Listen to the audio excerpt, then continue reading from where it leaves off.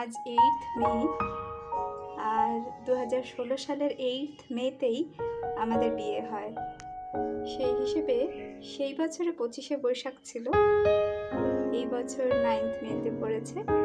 আর আজকেই আমার হাজব্যান্ডও আসছে মুর্শিদাবাদ থেকে, বাড়িতেই বাড়ির সবার সাথে অল্প একটু সেলিব্রেশন হচ্ছে।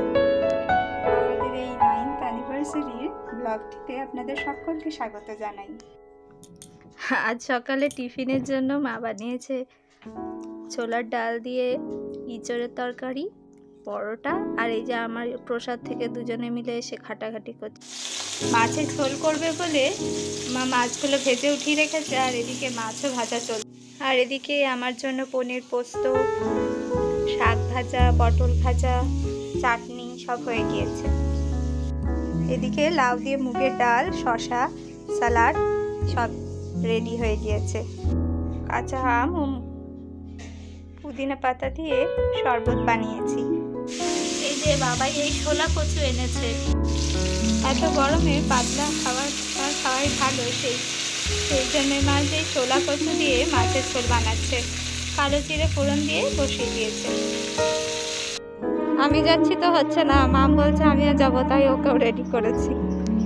আর আজকে সত্যি প্রচুর রোদ্র উঠেছে। আমি গেছিলাম পলকে আনতে, তার মধ্যে দেখছি মা আর সব রান্না শেষ করে ফেলেছে। মাছের ঝোলটাও রেডি হয়ে গিয়েছে, আর বাদ বাকি সব রান্না তো আগের থেকেই হয়েছিল। পল গেছে স্নানে, আর হাঁড়ি ভরা ভাতও রয়েছে। না, সব রেডি করে নিয়েছি, এবারে এসো।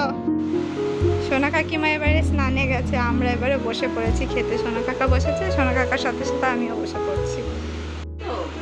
আমাদের সবার খাওয়া হয়ে যাওয়ার পরে মা, কাকিমা আর সোনা কাকিমা বসেছে খেতে। আর ছোটবেলার থেকে শুনে আসছি এই সময় সমস্ত গল্প হয়ে যায় ওনাদের। সন্ধ্যেবেলায় বোনের স্টুডেন্টদের পড়িয়ে নেওয়ার পরে বাইরে একটু বেরিয়েছিলাম, তারপরে রাত্রে ডিনারটা সেরেই বাড়ি ফিরেছি। আমতলার কাছাকাছি নিউ সত্যম ধাবাতে গিয়েছিলাম। সত্যি ভীষণ ভালো ছিল খাবারগুলো ওখানের। পরিবার পরিজনের সাথে কাটানো প্রত্যেকটি মুহূর্তই ভীষণ সুন্দর এবং সুখের হয়।